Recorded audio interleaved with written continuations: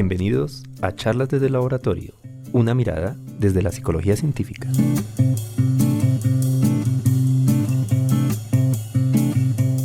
Bienvenidos a nuestro 23º programa de Charlas desde el Laboratorio. Mi nombre es Jairo Rosso, coordinador del Laboratorio Iván Pablo de la Fundación Universitaria Los Libertadores, y nos encontramos el día de hoy con nuestra practicante Lina Cantor en los medios y la doctora Miriam Sierra Puentes, docente de la Universidad Conrad Lorenz y doctora en Estudios de Género de la Universidad de Valencia, España, con quien hablaremos sobre la diversidad sexual.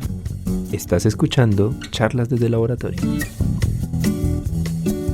Buenas tardes, soy Lina Cantor y desde el nacimiento del ser humano se determina dos formas de catalogar la identidad sexual y ello se hace sin tener en cuenta el desarrollo mental, social y psíquico de cada individuo, el cual está destinado a construir su identidad. Por ello, la diversidad sexual se refiere a aquellas poblaciones que no se ajustan a las normas dominantes heterosexuales y de identidad de género. Así pues, la diversidad sexual hace referencia a todas aquellas posibilidades que tienen los individuos de asumir, expresar y vivir su sexualidad, preferencias, orientaciones, identidades sexuales y de género de manera distinta, dependiendo de la cultura y la persona. Se busca el reconocimiento de todos los cuerpos, sensaciones y deseos tengan un derecho a existir y manifestarse sin límites, respetando siempre a los demás, puesto que nadie ejerce su sexualidad de la misma manera que las y los otros. La orientación sexual se considera como parte de un proceso que busca la definición del objeto hacia lo que será dirigido el impulso sexual y que forma parte del desarrollo psicosexual. Todo ello sin generar restricciones debido a que el desarrollo psicosexual se considera como un proceso mediante el cual se despliega la identidad de género, el rol genérico y la orientación sexual. Lo anterior también ayuda a resaltar que las distintas clasificaciones que se han creado en torno a la sexualidad no se ajustarán a la norma que considera la heterosexualidad, ya que no es la única forma ni posibilidad legítima en que se puede ejercer la práctica sexual. Esto incluye a todas las identidades sexuales que no se identifican con su sexo biológico. Muchas gracias, Lina, por tu introducción. Ya tenemos, unos elementos de base para hablar sobre el tema de diversidad sexual, que creo yo que es un tema muy relevante y sobre el cual la mayoría tenemos mucha confusión. Entonces, primero vamos a que nuestra invitada, Miriam, bienvenida. Muchas gracias. Que es experta en este tema, nos ayude a empezar a clarificar definiciones y conceptos. Empecemos por la obvia. ¿Qué es la identidad de género? Bueno, la identidad de género es como nos construimos, como decidimos construir nuestra personalidad, por decirlo así. Por lo general, cuando nacemos, nos asocian a lo biológico. Entonces, tú eres hombre o eres mujer, pero única y exclusivamente asociado a los genitales. Cuando empezamos a crecer y a través de los aprendizajes de la sociedad y de lo que vamos haciendo, vamos incorporando unos comportamientos y vamos entendiendo realmente quiénes somos, y en ese momento es que nos identificamos no necesariamente con un sexo específico, sino que tenemos una identificación, decidimos quién ser en todos los aspectos. Desafortunadamente, en la sociedad en la que estamos, ser una persona diversa en el sentido que se sale de lo heteronormal, o sea, hombre o mujer. El canon determinado, ¿no? Sí, la regla específica genera un montón de malestares tanto para la persona que no encaja en lo heteronormativo como para la misma sociedad. Si bien es cierto, Colombia ha tenido unos avances importantes desde la legislación relacionado a ese tema, todavía existen bastantes dificultades frente al tema de ser una persona diversa. Todavía se asocia a que es una enfermedad, cuando en los manuales de psicología la homosexualidad de hombres y mujeres salió en el 73, y la disforia de género en la transexualidad, que pues ya explicaremos un poco más estos términos, salió el año pasado del DSM, ¿no? Del DSM, que es el manual de diagnóstico para trastornos psicológicos. Exacto. Entonces, realmente ser diverso implica haber nacido con el pelo rojo, con los ojos verdes, pero no implica otras circunstancias diferentes, pero para la sociedad es difícil, entre otras pues porque no estamos acostumbrados a la diversidad. A mí me da risa un país como el nuestro, donde hay tanta diversidad cultural, la diversidad de animales, donde la persona que más sabe sobre diversidad es una persona diversa, que es Brigitte Batista, que todavía nos asombremos frente a procesos diversos de identidad sexual. Ese peso, digamos, de lo social, de una sociedad un poco pacata, un poco cuadriculada en muchos sentidos, puede ser lo que hace que sea tan difícil. Nuestro país ha avanzado, tú y yo que estuvimos fuera del país durante varios años, en los 90 pues de pronto había muchas más restricciones, ahora hay un poco más de libertad, o por lo menos de exposición de las personas diversas, que antes no había. Pero todavía se sigue viviendo como ese machismo recalcitrante, ese juzgar al que es diferente, etcétera, etcétera. Nuestra sociedad todavía sigue arrinconada, digamos, en todos esos patrones sociales de lo que debe ser y el que no está, pues está por fuera de la norma y hay que patologizarlo, ¿no? De alguna manera. Sí, yo sí pienso que Colombia va en un proceso, pero es un proceso como una tortuguita, lento. Entre otras porque son temas que no se hablan. Son temas en los cuales uno no comparte de una forma sana hablar del otro, de la otra diversa o diferente en cualquier aspecto. Entonces, desde esa perspectiva no es un tema que se toque. En los currículos de los colegios difícilmente se toca, difícilmente se aborda. Desafortunadamente para la psicología del país, en ningún currículo de ninguna universidad en el país se toma el tema de diversidad sexual y tampoco el de violencia de género. Entonces, el hecho de no hablar, el hecho de no formar a la gente en estos temas, pues hace que siga siendo un tema tabú. Claro, muchos estudiantes me dirán, no, pero sí, yo he tomado una electiva de género. Claro, es una electiva asociado a la escuela tal o al grupo de antropología, sociología, pero no hay una materia transversal en la psicología donde realmente a uno le den herramientas para entender qué es eso de la diversidad y comprender que las relaciones de las personas diversas son diferentes a lo que uno normalmente ha aprendido. Normal, hablo desde la estadística, no desde lo normativo real, frente a cómo se relacionan las personas diversas en relaciones de pareja. Entonces yo sí creo que, insisto, se ha avanzado, pues porque ya pueden haber matrimonios homoparentales desde la ley, ya se puede adoptar. En términos de salud hay unos avances interesantes, en términos del matrimonio y que las personas puedan tener acceso a la herencia de su pareja homoparental, se ha avanzado, pero todos estos avances han sido a través de tutela, de ejercicios de resistencia, de los mismos colectivos.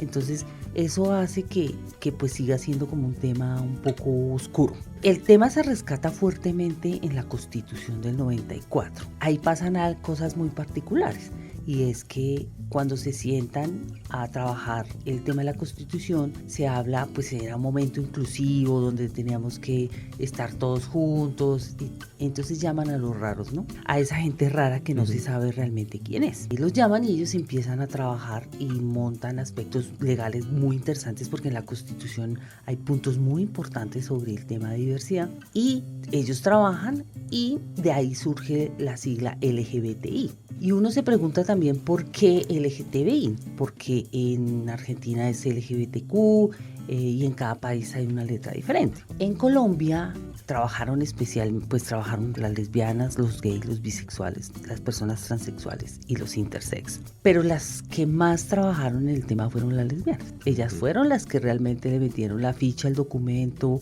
y lograron cosas importantes. Cuando llegó el momento de clasificarse, pues porque tenían que ponerse como un nombre o algo así, pues los hombres dijeron que era GLBTI y las chicas se empoderaron y dijeron que no. Que qué pena, pero ellas las que más habían trabajado y a raíz de eso sale la sigla actual, que normalmente ya mucha gente lo conoce. Antes era un colectivo, o sea, era un grupo minoritario, entre comillas, pero a través del tiempo ahora es un sector, es el sector LGBTI. ¿Y cuál es la diferencia, discúlpame, entre sector y grupo?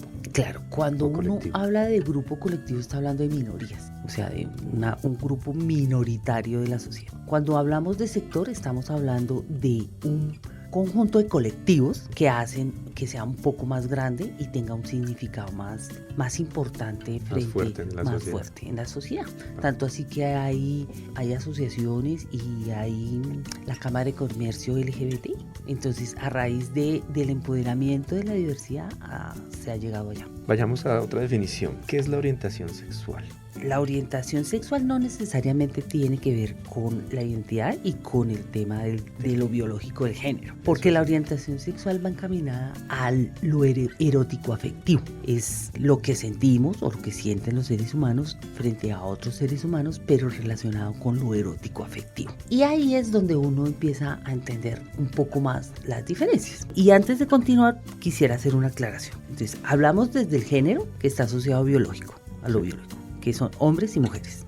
Esa es la categoría que está centrada. Desde la identidad hablamos desde una dimensión psicológica de construcción de ser humano. Y ahí seguimos hablando de mujer y hombre. Y hablamos de la orientación sexual, que ahí ya la categoría se amplía, porque ahí encontramos una gama interesante. Asexuados, bisexuales, heterosexuales, homosexuales, lesbianas, gays. Entonces ahí hablamos de unas categorías un poco más amplias que ya ahorita te las explicaré, donde legalmente eso está permitido, porque lo erótico afectivo está asociado a cómo pacto yo con mi pareja mis relaciones. Y claro está que cuando yo pacto, eso quiere decir que cuando yo pacto con una persona adulta en mis mismas condiciones. Yo no pacto con un menor de edad porque eso es abuso sexual. Una relación simétrica, digamos, de poder. Sí, una relación simétrica de poder. Entonces, estas categorías que acabo de mencionar no solo están asociadas a la Constitución, sino también están asociadas a la Comisión Interamericana de Derechos Humanos. Entonces,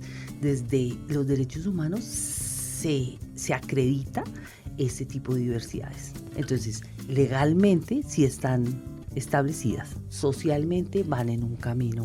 Yo me atrevería a decir que esta forma en la cual rechazamos las diversidades está centrada en que no sabemos quiénes son. Y por ignorancia de pronto hasta nos da temor, ¿no? Claro, nosotros no sabemos. Cuando uno empieza a crecer, empieza a entender los heterosexuales. Uno dice hombre y mujer. Yo digo un punto y otro punto. Hasta ahí uno más o menos entiende porque uno tampoco sabe cuándo es. Uno un día no dijo, se despertó y dijo, ay no, hoy soy heterosexual. Desde hoy me gustan las mujeres o me gustan los hombres. Después empieza a entender la categoría más llamada gays, que es una categoría donde se meten las mujeres y los hombres, y eso no es así. Entonces están las lesbianas, que son mujeres que sienten atracción heteroafectiva por mujeres. Y tenemos los gays, que es una sigla que nació en Estados Unidos, que está asociada a los hombres, que son hombres que sienten atracción heteroafectiva con los mismos hombres. Pero aquí hay componentes importantes que hay que tener en cuenta. Perdona, te interrumpo. Ahí, por ejemplo, la situación del grupo de los gays. Entonces estamos hablando que es una persona que por género se identifica como hombre, pero por orientación sexual le atraen otros hombres. Sí. Esa es la definición. Sí, y que su expresión de género está asociada a lo masculino o a lo femenino. Eso no tiene nada que ver con sus gustos sexuales. A ver, aclárame un poquito eso. La expresión de género es cómo usted manifiesta su género. Entonces, un ejemplo particular que a mí siempre me da risa es que el pantalón siempre ha estado asociado a los hombres. A los hombres. Pero en la Segunda Guerra Mundial, Coco Chanel, porque no había tela para construir los vestidos, impuso el pantalón para las mujeres. Y se ve en Bogotá o en cualquier ciudad, un gran porcentaje de mujeres usamos pantalón. Y eso no quiere decir que seamos hombres, sino que tenemos una expresión masculina asociada al pantalón. Pero eso no tiene que ver ni con la identidad ni con los gustos que uno tiene. Entonces uno, por lo general, asocia a personas que uno piensa que tienen una identidad masculina y que tienen comportamientos femeninos. Uno ahí hace unas distorsiones de la realidad cuando eso no es así. Te voy a poner un ejemplo. Sí. Una pareja de gays. Uno es muy viril, digámoslo así. Sí, tiene comportamientos masculinos. Ropa, sí. Manifestaciones muy masculinas. Y el otro miembro de la pareja es muy femenino. Entonces, ahí, ¿cómo explicamos todos estos elementos? Claro, mire, eso no tiene nada que ver con los gustos sexuales. Eso es con expresiones de género. Hay personas que son muy heteros, pero tienen expresiones femeninas. Hombres que se han educado solo con mujeres. Mujeres que se han educado solo con hombres. Nosotros creemos que las relaciones homosexuales se comportan igual que las heterosexuales. Entonces uno tiende a pensar erróneamente que uno tiene que hacer el papel de mujer y otro tiene que hacer el papel de hombre, cuando eso no es verdad, porque en una relación heterosexual mi pareja se puede disfrazar de enfermera siendo hombre para tener relaciones conmigo y no pasa nada. Entonces el asunto es que cuando uno tiene relaciones de ese tipo, uno pacta cómo es el asunto, pero no hay quien ejerza de hombre y quien ejerza de mujer. Cada uno ejerce el papel o el rol que pacta como pareja. Por ejemplo, en relaciones heterosexuales, hay mujeres que mantienen su familia económicamente, son las que salen a trabajar y hacen lo demás.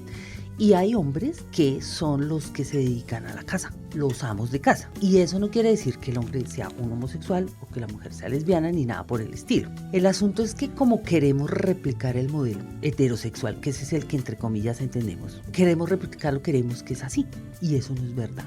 Porque eso no es verdad ni en lo heterosexual. Entonces, los roles en una pareja homoparental son decididos por la pareja y sus expresiones de género no necesariamente están asociados a su identidad sexual. Eso por una parte. Pero por otra parte también hay que entender otras cosas que la biología también ejerce ahí un papel importante. Y es que hay que tener en cuenta que, por ejemplo, las mujeres ovulamos una vez al mes. Cuando vivimos varias mujeres, la regla se sincroniza y todas tenemos la regla al mismo tiempo. Cuando ovulamos, nuestro gusto sexual se incrementa. Entonces, cuando hay una pareja de lesbianas, la ventaja que tienen es que se sincronizan para tener su gusto sexual. O sea, el deseo sexual se incrementa en un periodo específico y están sincronizados al mismo tiempo. Con los hombres es muy particular, porque los hombres producen más de 3 millones de espermatozoides diarios. Entonces es una relación donde hay dos personas que producen espermatozoides a toda máquina, pues el deseo sexual es mucho más intenso.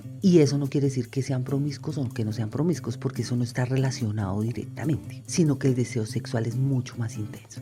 Esas son dos cosas importantes a tener en cuenta, en el sentido de que las relaciones homosexuales no son iguales a las heterosexuales. Y como no aprendemos eso, intentamos tratar a las parejas homosexuales de la misma forma que se tratan a los heterosexuales, y eso no es así.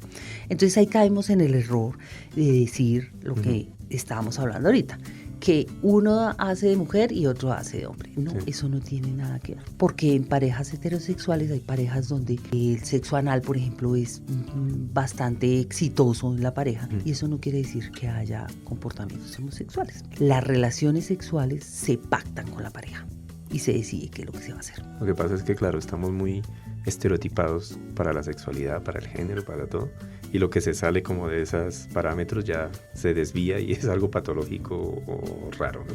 Claro, y queremos meterlo en el molde. Entonces, entendemos, hombres, mujeres, 2 puntos, lesbianas 3, gays 4, y hasta ahí la cosa uno dice, más o menos se entiende. Ahora sigamos con el 5º punto, que es los bisexuales, que yo digo molestando que ellos son los más divertidos, entre otras porque no tienen problemas para amar tanto hombres como mujeres. E insisto, esto no está asociado al hecho de ser promiscuo, porque usted puede ser muy heterosexual y ser la persona más promiscua de este mundo. Las personas bisexuales son aquellas que sienten atracción heteroafectiva tanto con personas de su mismo sexo como con las que no son. Yo molesto a veces, digo que son las que van por la mitad de la calle. Entonces a veces se suben en una acera y a veces se suben en otra. Entonces es muy difícil que vayan por las dos aceras, porque en una calle usted como se espatarra para poder estar en la otra. Entonces son personas que afectivamente se pueden enamorar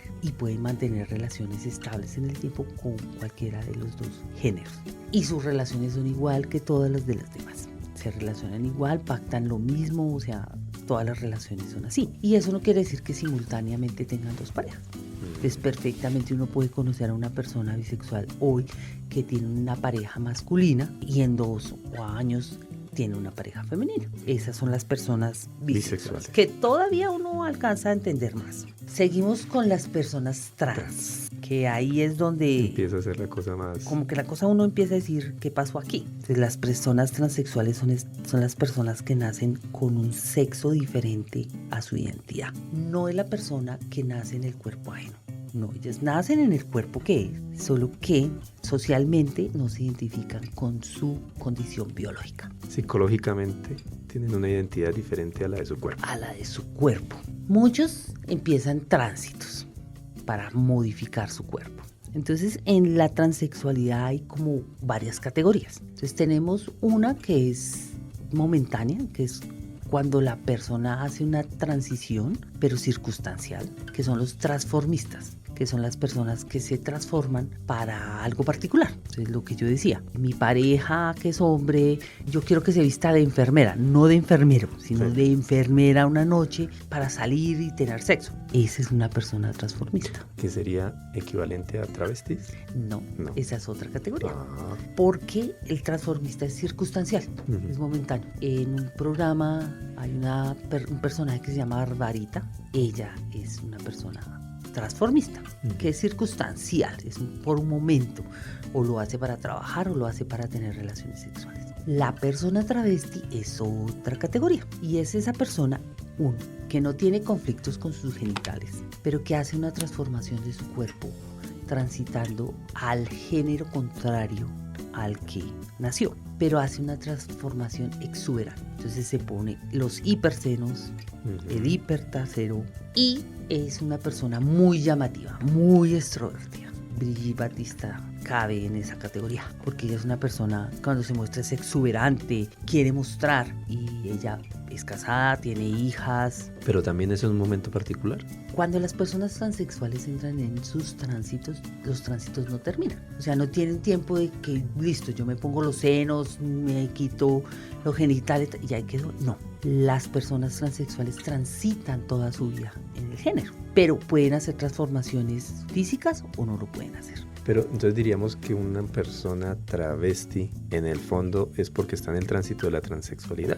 Sí, la diferencia es que uno no tiene problemas con sus genitales y no quiere quitárselos. Sí. Cuando yo hablo que no tiene problemas con sus genitales es que no quiere transformarlos, pero hace modificaciones corporales extremas. Entonces, si yo nací con genitales femeninos y voy a transitar a ser masculino, entonces me hormono y me pongo músculos y hago ejercicio para verme súper musculoso, para verme súper masculino. Esa persona es una persona travesti. Entonces, repito, son personas que no tienen conflictos con sus genitales, que no necesariamente se los transforman, pero el resto de su cuerpo sí, pero lo hacen aumentando, exagerando la feminidad o la masculinidad. Esas son las personas travestis. Y después tenemos las personas trans, o sea, las personas trans es la categoría que ha sacado los movimientos sociales. Entonces tenemos las personas transexuales, que son personas que tienen conflicto con sus genitales en determinado momento, pero lo solucionan. Lo solucionan o transformándose o no transformándose. Y tenemos las personas transexuales que hacen modificaciones en sus cuerpos, pero quieren parecer realmente al género por el cual transitan. O sea, el género con el que se identifican. Con el que se identifican. Entonces no se hipertransforman, no exageran y básicamente pasan como personas del género que decidieron tener. Pueden transformar su cuerpo totalmente o no. Eso ya lo decide cada cual. Entonces esa es como la categoría trans, que es una categoría que tiene varios subcategorías, que es normal que uno no entienda fácilmente, porque aquí ya se vuelven como los puntos suspensivos. Yo hago parte de un colectivo de mujeres transexuales y tenemos un trabajo con niños y niñas, porque esa es la otra pregunta que la gente hace, y es que uno nace gay, uno nace lesbiana, uno nace transexual, pues es igual que uno nace heterosexual. Sí, o sea, no hay estudios que digan usted en qué momento se volvió heterosexual. U homosexual o trans. Lo que pasa es que el tema trans con niños y niñas es complejo, porque pues asumir como familia la transformación con peques, o sea, de 7, 6, que su niño, su hija le diga que es que no. Quiere ser niño. Eso, que su niña le dice que no, que ella se llama Luis y que es un niño y que ella no, y sufren y entran en un proceso súper complejo. Entonces nosotros hemos empezado a trabajar. ¿Tú en qué, o de lo que conoces, en qué edad más o menos empiezan los niños a demostrar o a pelear un poco su identidad con un cuerpo de pronto que no le corresponde? Mire, yo he visto niños desde los 3. 3 años. Niños desde los 3 que les van a poner vestido de niño porque es en teoría un niño y no, ella quiere ser princesa y quiere el vestido de princesa y quiere el vestido de niña, de colores, El rosado. el rosado, o sea, todo lo que está asociado a las niñas. Entonces es un trabajo interesante con los papás y con los profesores. Claro, porque el colegio, eso te iba a preguntar yo, el colegio, ¿cómo lleva eso, no? Es complejo en el sentido de que hay colegios que todavía este tema Es tabú. les cuesta. Lo más particular es que con sus compañeritos no pasa nada. Con los mismos niños, los mismos pares, bien. Con sus pares no pasa absolutamente nada. Un día se puede llamar Ana y el otro día se puede llamar Miguel. Y los niños lo asumen súper perfecto y asumen que ahora Miguel entra al baño de los niños, o sea, perfecto. Pero con los adultos la cosa ya es más complicada. Afortunadamente en Colombia ya hay varias legislaciones donde se pueden cambiar el nombre a temprana edad, porque ese es otro complique importantísimo a nivel del país, porque usted crece como Miriam toda la vida, pero llego a los 18 que ya decido finalmente voy a ser Juan y me toca cambiar absolutamente todo. Entonces, los certificados, el diploma de primaria, el diploma de bachillerato, y eso es costosísimo para las personas. Entonces, ahora a través de unos trámites importantes, por ejemplo, tenemos una familia que tiene su niña que le acaba de cambiar el nombre y tiene 6 años. Pero bueno, a través de todo un proceso con acompañamiento de psicólogos y psicólogas que pues más o menos manejamos el tema, acompañado de la legislación, porque todavía no es tan fácil, pero Juana es Juana, uno ve y Juana es una niña con todas las características de una niña y se identifica totalmente como una niña, y todos sabemos que va a ser una niña toda la vida, aunque en este momento tenga genitales de niño, pero es un tema complejo de abordar, entre otras porque no se habla. Sí, es tabú total, ¿no? Es un silencio, pues, que da miedo, ¿no? Claro, y cuando uno ve a una persona trans, sus imaginarios son peyorativos. Y yo asumo que son peyorativos porque es que uno no sabe cómo decirles.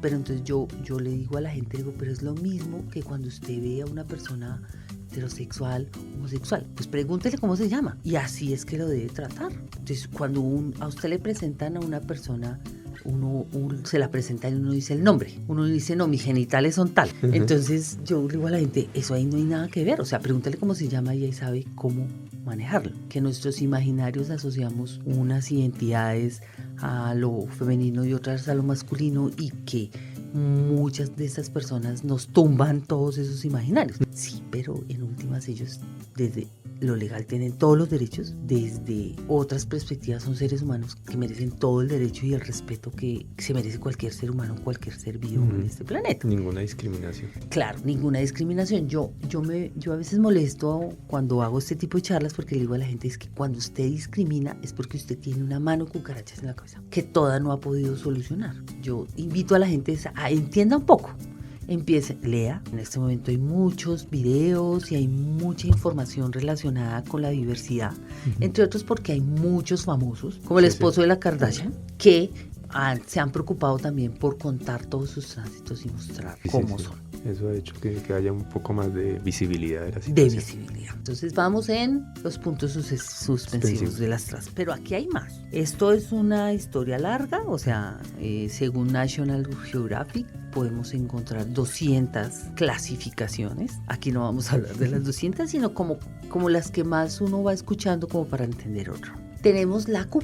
¿Qué significa la Q? Queer, que es una palabra que no tiene una traducción específica al castellano. Queer es la persona que transita en los géneros. A mí es una categoría que me llama mucho la atención porque lo invita a uno a hacer lo que usted quiera. Entonces hoy yo tengo una identidad femenina, pero mi expresión es masculina, pero me gustan las trans. Pero dentro de un mes yo puedo tener puedo considerarme una persona trans que me gustan las mujeres. O sea, es una mujer transexual lesbiana. Entonces es una teoría que viene trabajando una filósofa estadounidense que se llama Judy Butler, donde ella abre el abanico para que uno pueda hacer realmente lo que quiera hacer. Es una teoría que tiene detractores, como todas, y a ella lo que más le reclaman es que como abre tanto el abanico, ahí cabe las filias, las realmente enfermedades. Sí. Entonces, caben los violadores, todos los que tengan filias. Pero lo que ahora se está planteando con esa teoría es que usted puede transitar en los géneros siempre y cuando todo sea consentido. O sea, con siempre y personas cuando adultas, haya consentimiento con la otra mutuo persona. con la otra. No una imposición. No una imposición. Esta teoría es muy interesante porque en Argentina ya la tiene. En Argentina es LGBTQ.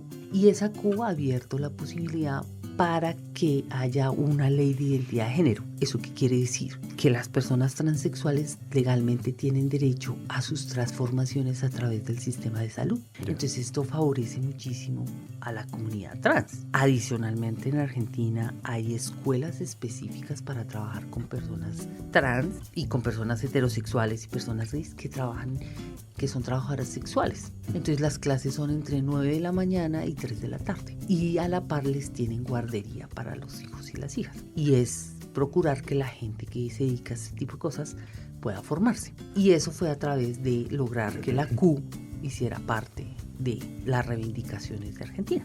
Pero ahí la pregunta es, aquí no hay Q sino I. Sí. Entonces la I ¿qué es? Aquí hay I y no hay I.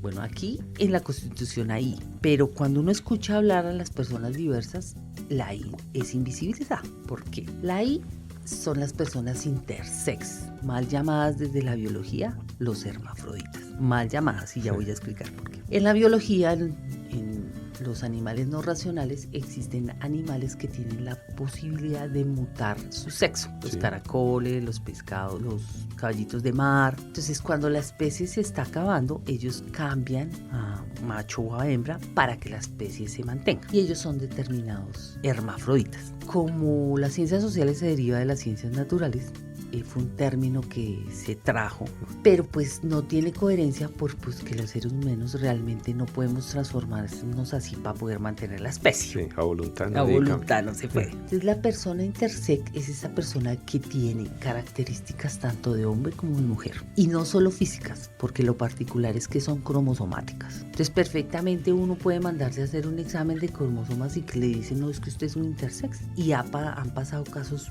bien particulares relacionados. En las Olimpiadas de Barcelona, que no me acuerdo, 85 creo que fue, ¿no? En Barcelona, la chica que ganó los 100 metros planos, la medalla de oro, pues como en estas Olimpiadas les hacen exámenes cromosomáticos y de todo, se descubrió que ella tenía más testosterona que el resto de sus compañeras. Y le quitaron la medalla, que se asumía que era un hombre. Ella peleó y reclamó hasta que se la devolvieron, porque los estudios avanzados han demostrado eso. Un individuo puede tener una carga cromosomática muy fuerte con hombres, relacionada hacia lo masculino desde lo biológico o hacia lo femenino, o puede estar equilibrado, o puede aparecerse biológicamente los dos genitales. Bueno. Hay estudios históricos sobre un psicólogo que trabajó muy mal el tema con dos gemelos, dos chicos gemelos que nacieron con genitales masculinos y con algo de genitales femeninos, y él decidió transformarlos, pues con consentimiento de los papás, pero los transformó. El problema es que cuando estos gemelos empezaron a crecer, eran gemelos y no gemelas, y él les cercenó el pene y los testículos, y estas chicas, entre comillas, no sabían. Es muy famoso, no me acuerdo ahorita cómo se llama el caso, pero es muy famoso. Si ustedes buscan, puede uno encontrar. Porque puede ser que estas personas tengan genitales masculinos y femeninos. Pero ahí la pregunta, ¿y uno qué hace? Y además, ¿cómo se identifica? Hay que esperar, digamos, el proceso en que su identidad sexual se desarrolle para saber realmente qué quito y qué pongo, ¿no? Pues iría al médico. Claro, ¿no? pero los médicos hasta hace, estoy hablando, 20 años, quitaban y ponían a su criterio. A su discreción. Y a veces ni siquiera le avisaban a los papás. Esas son las personas intersex. Entonces cualquiera de nosotros puede ser intersex sin pensarse. Hay otros que sí. Yo conozco una chica que a veces es chica, a veces chico intersex, que ya es mayor, es una señora de 45 años, que yo la molesto y le digo que los papás eran muy progres, porque a ella la registraron como niña, la registraron como niño. Ella tiene 2 cédulas. Pues sí, eso está muy bien hecho. Claro, de 40 años colombiano, uno dice la familia era súper de una visión, pues porque hasta que ella no creciera y decidiera qué ser no es. ¿Por qué la I dices que está y no está? Porque para los discursos de los que reivindican los derechos de la diversidad sexual, los cis no tienen mucho problema, pues porque ellos pasan desapercibidos y la salud medio de todos los atiende. Entonces, por ejemplo, si uno se da cuenta, las reivindicaciones, especialmente los gays y las lesbianas, era el matrimonio, hasta hace poco. O sea, la reivindicación re fuerte era ese. Después, la adopción, fuerte. Y ahora la lucha fuerte es por reconocer los derechos de las personas trans, porque no tienen derecho a la salud, porque hasta hace muy poco para entrar a la salud tocaba entrar patologizado, si usted entraba con disforia de género para que lo atendieran, para sacarle una muela. Entonces, como que las luchas son diferentes. Y los intersex, pues su lucha no ha sido muy fuerte, pues porque ellos, digamos, están dentro del sistema. Están dentro del sistema. Y para los colectivos no son tan centrales. Y uno escucha hablar en las reivindicaciones. Y esa es una pregunta que le asalta a uno. ¿Por qué no nombran la I? Si la I está dentro de la Constitución, pero es porque como están más dentro del sistema no reivindican muchas cosas. Bueno, tenemos los que yo molesto mucho, digo, está la categoría de asexuados. Y son las personas que no sienten atracción erótica hacia ninguna ser. Ni hombre ni mujer. Ni hombre ni mujer. Y aquí hago una aclaración. Esto no está asociado a su profesión, pues porque los monjes, ciertas religiones las tienen, monjas, los celibatos, tienen un canon donde usted no puede tener sexo. Uh-huh. Eso no quiere decir que no lo tengan, pero sí hay personas que no les interesa. A ellos les interesa el afecto, pero no lo erótico, o sea, tener relaciones sexuales. No. Y es un grupo que viene en un alza importante. No sé por qué, sería interesante, y ahí invito a los estudiantes de psicología que hay un punto importante para explorar qué es lo que está pasando. Y hay uno que se escucha mucho últimamente que se llama los pansexuales. Y hay una confusión terrible con esa cuestión. Claro, y ahí hay todo un entramado de cosas. Entonces, la persona pansexual es la que considera que sus afectos erótico-afectivos están asociados al individuo, nada más. Ni a su identidad sexual. Nada. Se enamoran, como ellos dicen, se enamoran del ser humano, independiente de ¿Y su no identidad, sería su expresión. poco parecido al bi? Lo que pasa es que como si nosotros pensamos que desde el bi está hombres y mujeres, no es igual, porque el pansexual se enamora del que sea. En cualquiera de estas categorías. De esas o de las otras montoneras que hay. Entonces, al pansexual lo que le interesa es realmente el individuo, el ser humano como tal, su esencia, por decirlo así, y se enamora de eso, independientemente de que ese otro individuo se denomine lo que sea, Q, I, T, H, M, lo que sea. Uh-huh. Esa es una persona pansexual que últimamente suena bastante. Sí. Muchas de estas cosas uno no las tiene incorporadas en su cabeza. Y desde mi perspectiva es lo que hace que uno confunda, juzga y ponga en otra categoría a las personas diversas. Cuando son individuos como nosotros, solo que sus derechos, pues como a todos nos ha tocado defender nuestros derechos, pues a ellos les ha tocado una peleita más para defender sus derechos y tener condiciones. Y te iba a preguntar, tú nos hablas de este grupo que está trabajando todo el tema con los niños y los padres. ¿Cómo ha sido la recepción de los padres de esta comunidad al tener un grupo de apoyo de profesionales que les ayude a enfrentar esta situación, ¿no? Pues mire, es muy particular porque no solo con niños. Este es un grupo de apoyo que le brinda la posibilidad a personas que se definan trans en cualquier momento de su ciclo vital. Les brinda apoyo tanto a adultos y a los papás de esos adultos como a los niños. En nuestro país no hay muchos grupos de este tipo, ya empiezan a haber, y para ninguna diversidad. Cuando el grupo se abre es porque hay dos familias que llegan al grupo de apoyo de adolescentes y adultos a preguntar. Llegan en una crisis emocional, pues porque tienen una niña uno y el otro niño que no se identifican y ellos no saben qué hacer. Entonces han buscado en internet, pero una cosa es lo que les dice el video de internet y otra cosa es que lo que le dice, por ejemplo, la que coordina nosotros, el grupo de nosotros, que es una mujer transexual, que es Laura Weinstein. Que Laura se sienta y le dice, mire, ser transexual es esto.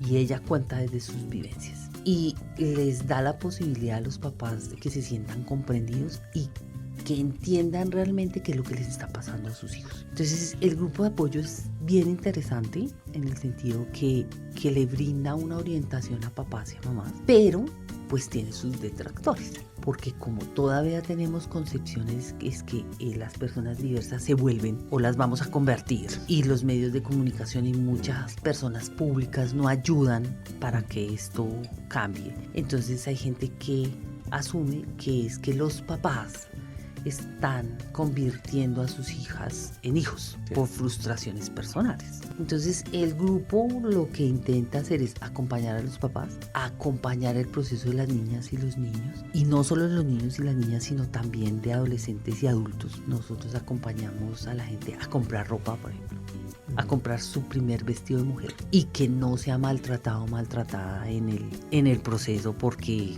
el tema también es muy complejo. Acompañamos a los papás a comprarle ropa de la otra expresión de género de su hijo o su hija, y explicamos todo el proceso. Entonces mire la cara de su hija, vea que usted no está haciendo mal, porque hay todos unos procesos de culpa en ese comienzo del tránsito, pues porque se asume que es la familia, la mamá, que algo pasó en el embarazo, o sea, un montón de mitos que nosotros intentamos disolver para que las familias lo tomen lo mejor posible. Y en últimas, como yo siempre digo, es su hijo, es su hija, y usted siempre la va a querer o lo va a querer, eso no importa qué. Y lo importante ahora es darle herramientas para que sea una persona feliz y que no transgreda al otro o a la otra, y que no se convierta en un problema de la sociedad. En un país como en este, donde hay narcotráfico, asesinatos, un montón de cosas, pues que no llegue a ese tipo de cosas. Ahora que dices eso de que los padres van a convertir a los hijas en hijos y eso, en nuestro campo definitivamente ahí nos afecta mucho cuando hay determinados terapeutas que están cambiando supuestamente la identidad sexual de sus pacientes, o están ofreciendo terapias tanto en Estados Unidos como en España e incluso aquí, concibiendo que la homosexualidad es una enfermedad, ¿no? Entonces creo que tenemos la obligación de difundir realmente qué significa la diversidad sexual, y no podemos andar patologizando esto así tan fácilmente, ¿no? Si hay alguien que esté escuchando el programa y de pronto esté en esta situación de conflicto, no saber qué hacer con la identidad sexual de su hijo, de pronto cómo puede comunicarse o encontrar un grupo de apoyo y de colaboración al respecto que lo guíe. Bueno, en Bogotá hay varias casas de diversidad sexual donde los fines de semana las personas pueden ir. Hay servicio de psicólogos y hay otro tipo de servicios. Nosotros estamos normalmente en la de Teusaquillo, y el grupo se encuentra a través de internet, que se llama el GAT, G-A-A-T. Esto es específicamente para personas trans, pero como digo, en las casas de diversidad sexual puede encontrar una orientación para empezar a buscar el camino. Hay alternativas, allá puede llegar las personas y no sentirse diferentes, sí, aunque en otros aspectos por fuera de ahí sí, y hay muy buena acogida, porque hay grupos de todo tipo de diversidad y diversidad con discapacidades. Bueno, Miriam, muchísimas gracias por esta clase magistral que nos has dado, porque creo que a todos nos viene muy bien tener las cuentas claras y el chocolate espeso. Entonces, en este tema que hay tanta confusión, tantos mitos, tanta desinformación, fake news, etcétera, etcétera, yo creo que es fundamental esta labor que tú estás haciendo, y te agradezco muchísimo que hayas aceptado nuestra invitación, que no será la última, porque hay temas pendientes, investigaciones tuyas en otros campos también que queremos dar a conocer aquí, y ya te estaremos invitando para que vuelvas a nuestras charlas desde el laboratorio. Muchas gracias, ustedes son muy amables, y pues la invitación es a que no comamos cuento, que tratemos de comprender y respetar al otro, a la otra, independientemente de su identidad, y que si no lo comprendemos intentemos entender, no aceptar, sino entender. Bueno, y a nuestros oyentes los invitamos para que nos sigan en nuestra página web del Laboratorio de Psicología Iván Pablo de la Fundación Universidad de los Libertadores, donde pueden tener acceso a todos nuestros programas de radio que hemos desarrollado hasta el momento. Muchísimas gracias. Esto fue Charlas desde el Laboratorio, una mirada desde la psicología científica.